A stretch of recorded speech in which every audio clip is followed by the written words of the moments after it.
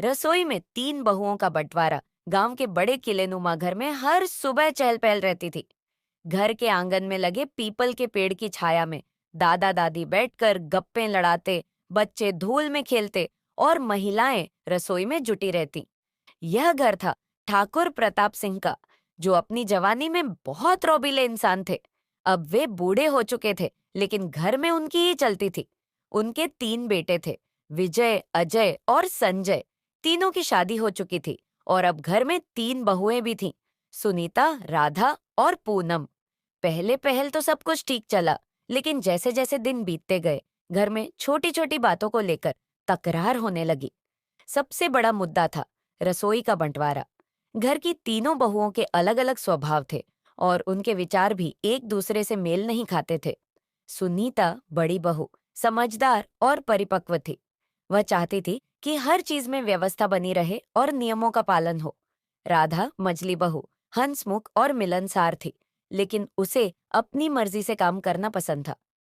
पूनम, छोटी बहू, चंचल और थोड़ी आलसी थी, जिसे पुराने तौर तरीके पसंद नहीं थे। सुबह होते ही रसोई में खटर पटर शुरू हो जाती। कोई कम नमक की शिकायत करता, तो कोई ज्यादा मिर्च की।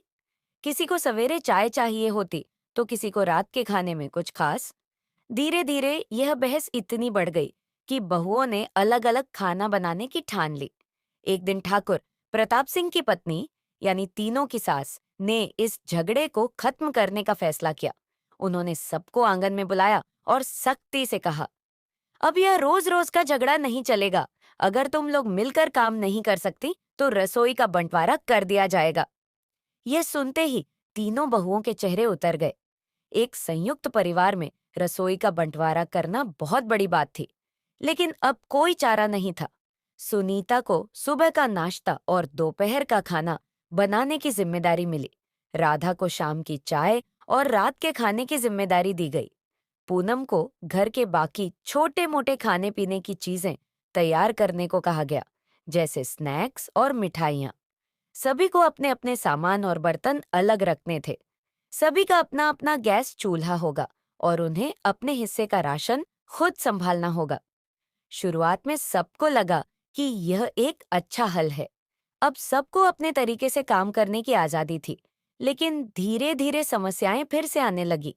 सुनीता को शिकायत थी कि सुबह सुबह पूरे घर का खाना बनाने की जिम्मेदारी सिर्फ उसी पर आ गई। राधा को रात के खाने में ज्यादा मेहनत करनी पड़ती, जो उसे पसंद नहीं था।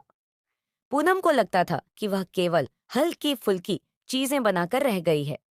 अब सबसे बड़ी परेशानी तब आई जब रसोई में सामूहिकता खत्म हो गई। पहले जब सब एक साथ खाना बनाते थे, तो हंसी ठिठोली होती थी। अब सब अपनी अपनी दुनिया में व्यस्त हो गए थे। धीरे धीरे यह बंटवारा केवल रसोई तक सीमित नहीं रहा।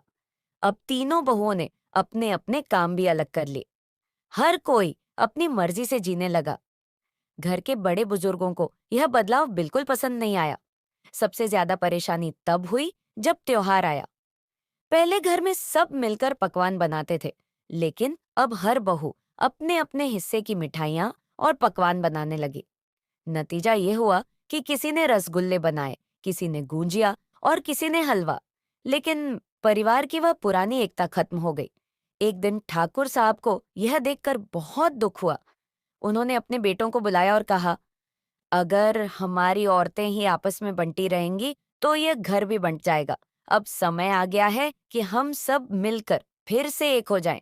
बेटों ने यह बात अपनी पत्नियों को समझाने की कोशिश की, लेकिन कोई भी झुकने को तैयार नहीं था। तभी एक दिन अचानक ठाकुर साहब बीमार पड़ गए। घर में हड़कंप मच गया। तीनों बहुओं को समझ में नहीं आ रहा था कि अब क्या करें। बीमारी के दौरान उन्हें एक बात समझ में आई, परिवार की असली ताकत एकता में होती है, न कि बंटवारे में। ठाकुर साहब के ठीक होते ही तीनों बहुएं उनके पास गईं और अपने के पर माफी मांगी। उन्होंने फैसला किया कि अब से वे फिर से एक साथ मिलकर काम करेंगे। अब रसोई में फिर से पुरानी रौनक लौट आई थी। तीनों बहुएं साथ में खाना बनाती, हंसी मजाक करती और परिवार के साथ खुशहाल जीवन बिताने लगीं। इस कहानी से हमें यह सीख मिलती है कि घर की असली ताकत बंटवारे में नहीं, बल्कि एकता में होती है। जब तक हम साथ हैं, तब तक हर मुश्किल आसान है।